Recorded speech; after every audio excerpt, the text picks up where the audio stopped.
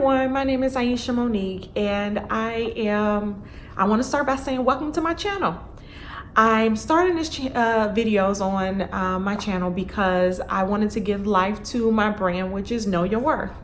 I am branding myself as a life coach, as an empowerment coach for young women, because I feel like so many women out here don't understand their value and they settle for less than what they deserve. So they have this understanding that they just go with the flow, and going with the flow can land you in a position where you don't always accept what your value is, but you're just settling.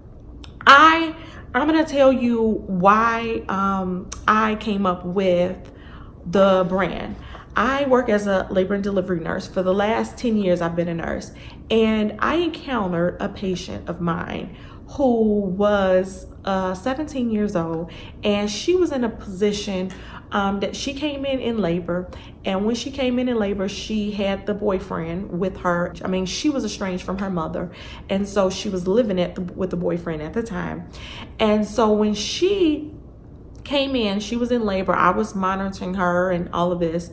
I worked overnight, so she was at the she was in her room, and you know, as a nurse, we monitor the baby, and the baby came off the monitor at one point.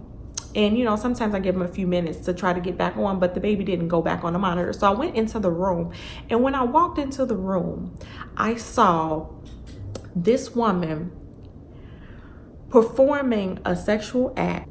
I immediately, abruptly stopped that situation and asked him to leave. And so he did. He pulled up his clothes and he decided to leave. But after that, I sat her down. I got the baby back on the monitor, and I sat her down and I explained to her, do you understand like what we're doing here? I am monitoring your baby for your safety and the safety of this baby, and you're gonna compromise that for this situation? And she just immediately broke down and started crying, and she told me that in that situation, she did it because she had to. She felt like she had to, because he told her that if she didn't do it, then he would leave and go get it from someone else. Can you imagine at that moment? I was broken. That really did something to me. And at that point, I started, I started talking to her and trying to get her to understand what her worth is. Like, you are more valuable than allowing this type of treatment in your life. But she felt like because she was in that situation, she was stuck, and she did what she had to do. So I went and got a mirror from my purse, just a small little compact mirror, and I gave it to her. And I asked her, what do you see when you look in this mirror? And she could not tell me she didn't tell me her name. She didn't tell me about what she looked like. She only told me that she sees pain, she sees hurt, she sees emptiness. She not one time named beauty and strength and power or anything. She didn't mention her hair or her face. She mentioned all of the barriers that was keeping her in that situation. And at that point, that's when I decided that I wanted to help her emotionally, strengthen her. At that point, I started to tell her, okay, you look in that mirror and then you smile at yourself. When you smile, that can enlighten your own day and lighten the load that you may feel, because you're gonna, smile past your pain. And then once you do that, then you start speaking into your life. All the things that you want to see, then you speak it. And at that point, she didn't really understand it. She didn't know how to tell herself that she was beautiful, but I helped her do it. And so she kept the mirror, and every time I went into that room, I had her to do the trio, is what I call it, the Know Your Worth trio, which is when I came up with this idea. And she pulled out the mirror and she would pull it out. She would do her mirror check. She would look at it and she would smile. And then she started to learn what the affirmations were that she wanted, and she started to say them. So each time she did that, she felt a little more comfortable and a little more beautiful. And she tried, she built a foundation of trying to understand her value and understand her worth. And that really made me proud. And after she was in long labor, and she ended up there for like 4 days. And when she finally left, I wasn't her nurse when she left, but she had one of her nurses come and get me. And at the moment that she came and got me, I didn't even have to ask her how she was doing. She pulled out the mirror. She did her mirror check. She smiled, and she started speaking into her life. And she told me that she was going to start to rebuild her relationship with her mother so that she could get herself out of that situation. She felt empowered. She felt uplifted. And that changed for me. That changed things for me as a woman. So my ultimate goal is to gain the emotionally strengthened and empowered heart of women, and all while using a mirror. Each day I encounter women, and I encourage them to look in the mirror, because looking in the mirror can actually help you to see you for who you really are. Not what other people see in you, but see you for who you really are. And if you have insecurities, any barriers in your life, any baggage in your past, sometimes it's hard for women to look in the mirror and see past those things. And my goal is to work with women and help them to begin the process of looking past those things and actually digging deep into seeing who they really are. And not the surface stuff, not the things that you've encountered, not the experiences that you've been through, but looking at you and passionately understanding who you are and understanding your worth. So those things that you've gone through in the past, sometimes they can be overwhelming, sometimes they can be overbearing and make you forget the real person that you are.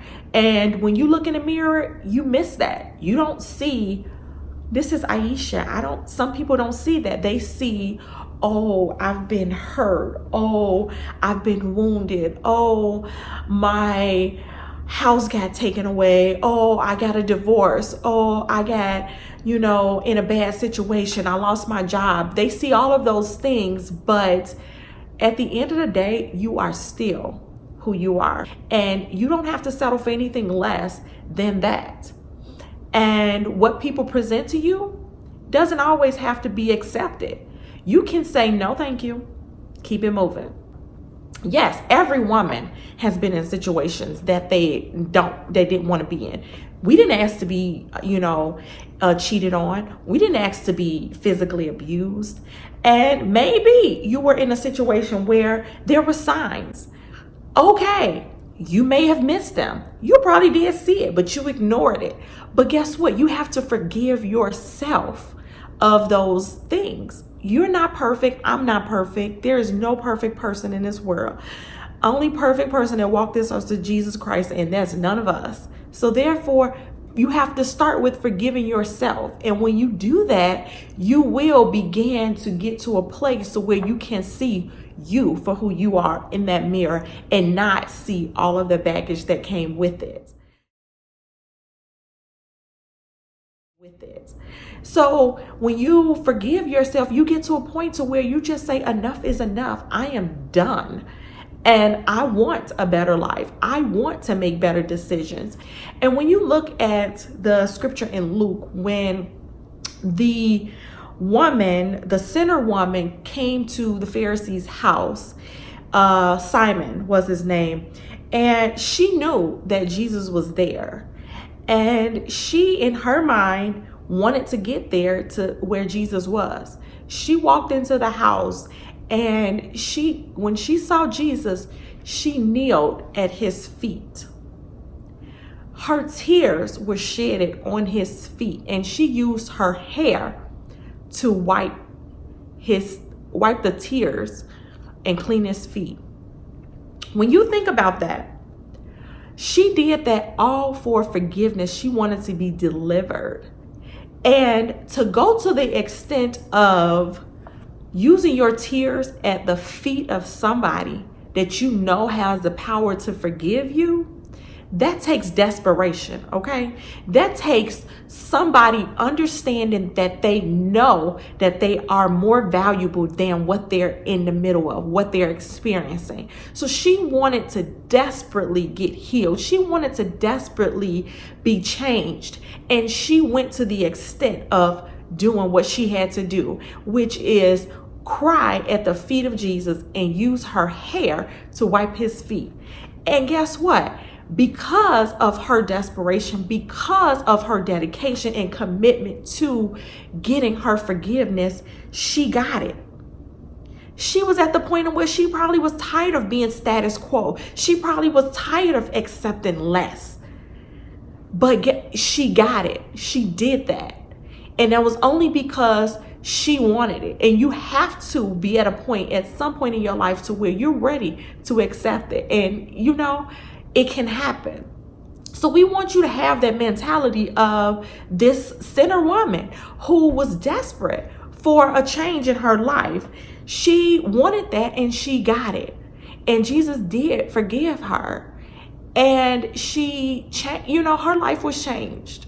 So I want you to get to that point. So that's what this mirror chat session is about. It is for us to have girl chat. It'll be myself. Sometimes it'll be myself and someone else. But we're going to just, touch on topics that we as women deal with every day. And we're going to, talk about it. We're going to laugh. We're going to have fun and deal with it and try to break down some of those barriers that you and myself as women that we have gone through. And we're going to use a mirror.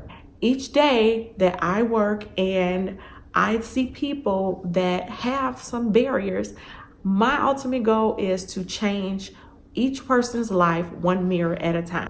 So that is it for me for today. So if you like the video, if you like the brand and you want to see more of it, subscribe to my channel, like what you see, leave comments because I want to know what your thoughts are. And if you have topics that you want to touch on, let's do it. We can chat about it. So again, my name is Aisha Monique and I will see you at the next mirror chat session. Bye.